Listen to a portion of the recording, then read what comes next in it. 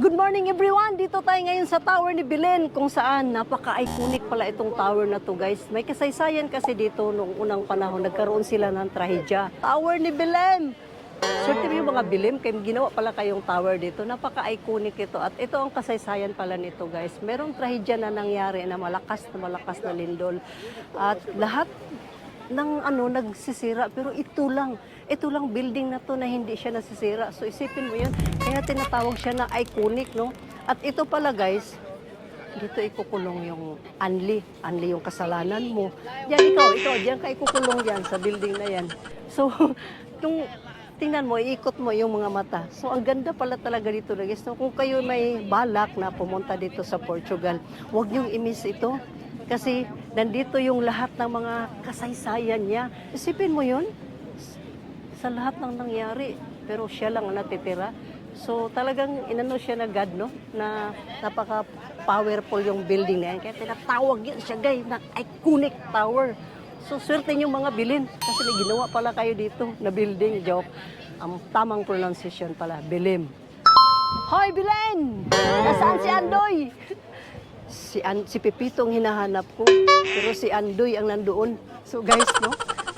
Huwag niyong kalimutan guys. Silipin to ha. Isama niyo sa mga bucket list niyo itong Tower of Belen. Nakita niyo yung may mga butas-butas yan.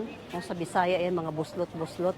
Swerte kayong makukulong dyan. Kasi silip-silip ka pa sa mga buslot-buslot. So at least makita mo pa yung dumadalaw sa'yo. Ganyan. Ganda ng prisuhan nila dito guys. No?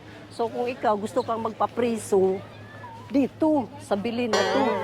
Kasi makikita mo pa yung dagat, magandang view. O diba? Tapos talon ka doon sa taas, yung Belen na yun, talon ka para diretso yung kasalanan mo.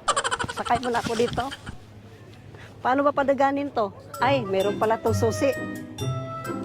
Pupunta sana ako sa Cebu. Kaso hindi to gumagana. Paano ba to? Kailangan yata ditong gasolina, guys. Later na lang, kukuha muna akong pambayad pang gasolina. Lisbon! Yahoo!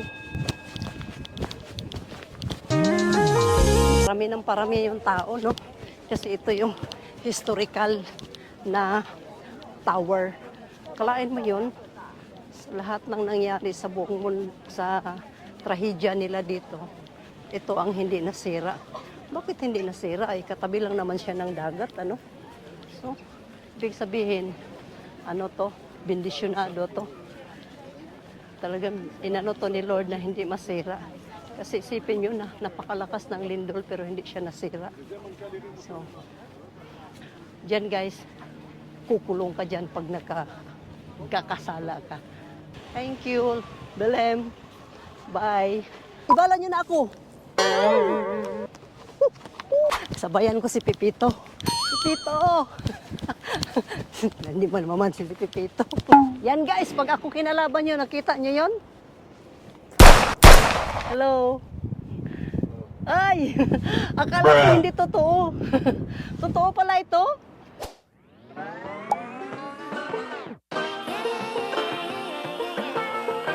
What is the name of this landmark? Oh, I don't speak English. Isso é o padrão dos descobrimentos. Padrão Cobrimiento? Sim, padrão. Padrão.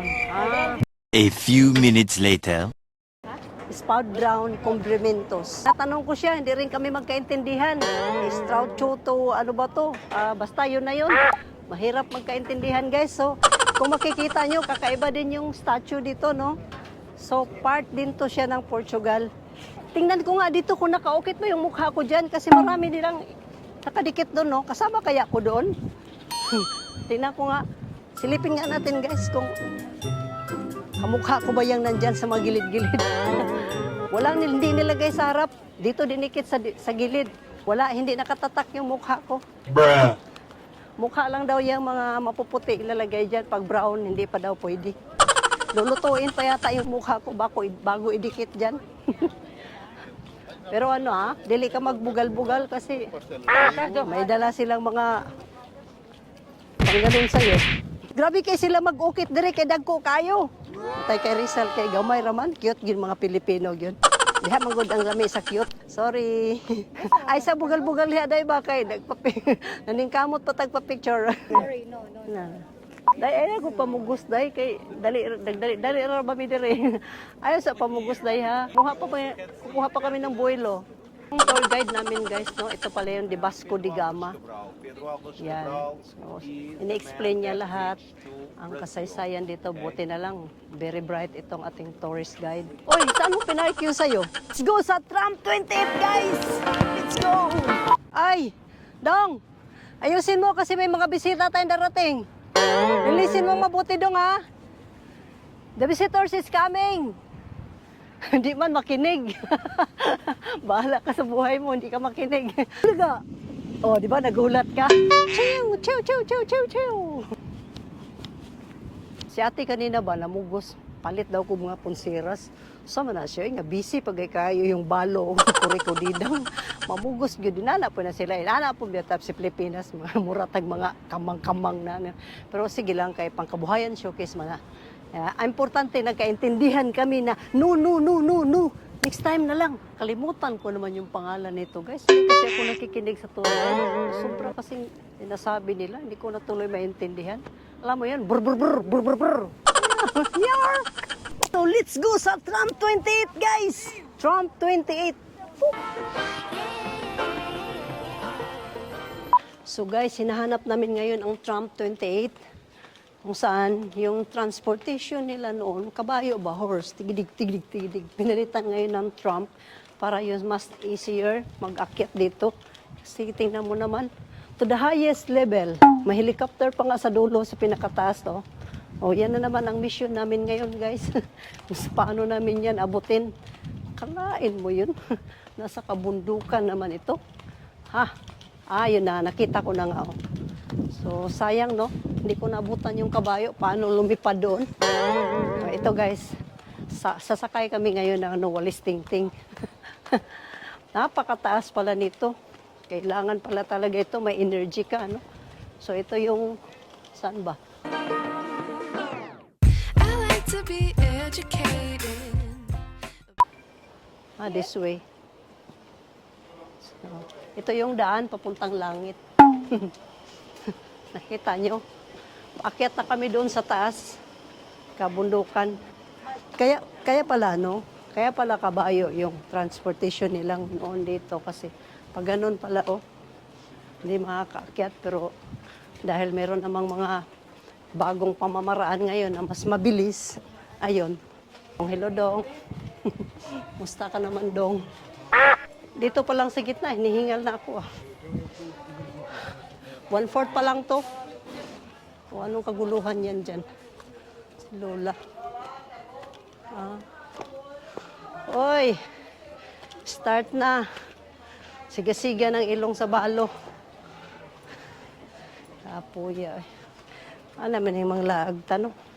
May kasama yung kapoy ba?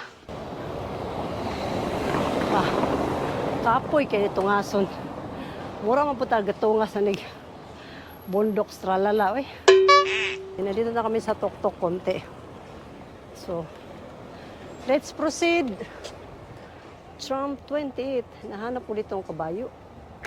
Wala Pinalitan na talaga nila. Panibagong transportation na. Asan naman yung mga kauban Wala naman sila. Pahiway-hiway so na sa gilid-gilid ba. Tram 28, guys. Eto na yun, guys. So, tram 28. Instead na kabayo, pinalitan nilang mas mabilis nito. Tram 28.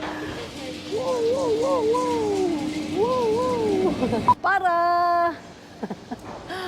papuntang Pasay. Ayan na nga. 28, tram 28. Iconic 28. Kanina pa namin hinanap to, pero nakita ko naman yung kanina. Hindi mo sinabi kasi akala ko bundok na pataas na ganun.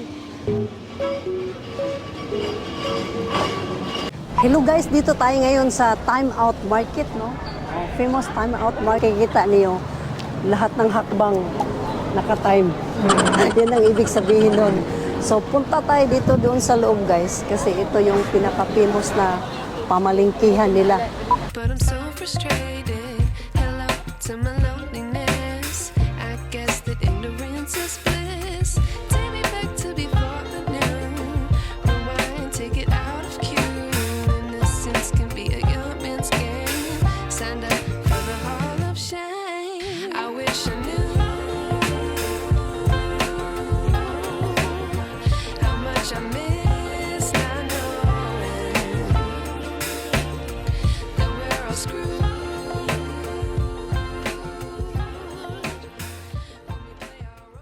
Ano namang kalukuhan tong dito, be?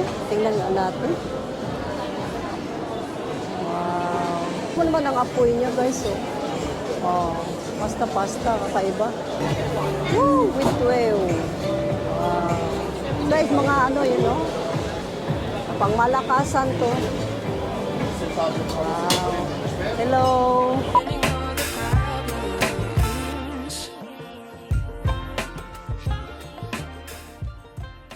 Kalimutan itong katedral ng Lisbon. Isa rin sa pinakamagandang katedral dito sa Lisbon na naitayo dito sa gitna ng kabundukan. Aakyat ka pa.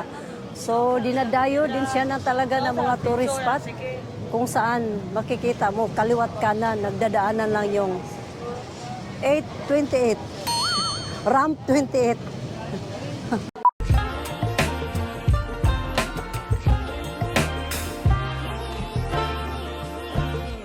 I like to be away in my patience. Stay up, I feel so outdated. Thanks guys, Porta Sol! So wag niyong kalimutan to. Pag good vibes, chill-chill ka lang dito. Mga garden na kikita mo, nagagandahan. Pwede kang umupo, pwede kang tumayo, pwede kang mag-dance, pwede kang magtago-tago. Nakita mo naman guys, ang view dito. Oh. Para kang nasa paraiso ba? Tingnan mo. Kung ikay kakasal dito ka na mag-prenup. Tingnan mo naman ang kagandahan ng Portugal. Oh. Oh, ikot-ikot ka lang sa ilalim ng bumbilya. Woo. Super nice, guys. Dito, mawala lahat yung stress mo. Promise. Oo. Iwan ko lahat dito. Yung lahat ng hinanakit ko, bagsak na dito. Uy, ibon pa nga. Ayan, oh. Wait. Grabe, no? Hindi man sila lumilipad. Sarap. Try ko daw umupo dito. Kung bagay bang umupo dito yung balo. Bruh. Chill, no? Kulang na lang alak. O yan guys, may barko pa nga. Let's go. Dito sa side naman, para man makita ninyo yung side by side. So, alam mo, totoo lang, pangalawang balik na namin to dito. Kaso, sa kabilang daan kami lumusot. Kan talaga namin, no? Doble gastos talaga siya. O, tinan mo yung tanawin dyan sa baba. How can we look the other way? Sun is out, but the sky is gray. Oh, kung nasaan ako ngayon guys, ito ko yung pinakamabisi na lugar. O tingnan mo, ito yung pangalan dito, ito yung Rua Norberto de Araujo. Kung saan dito magdadaan yung mag-stop over yung mga ramp 28, no? Sa kaliwat kanan, paikis-ikis ka lang. So dito sila mag-stop over, may kutsi dumadaan. Nakita mo naman, turista dito, kaliwat kanan, lumulusot-lusot lang. So napaka-crowded dito dahil punong-puno. Oy, nagtagtawag na. Oh, so guys, don't forget to like, share, and subscribe. Dito lang yung matatagpuan sa Rua Norberto de Araujo. Until my next vlog, ciao! What would happen if I took a chance? It's all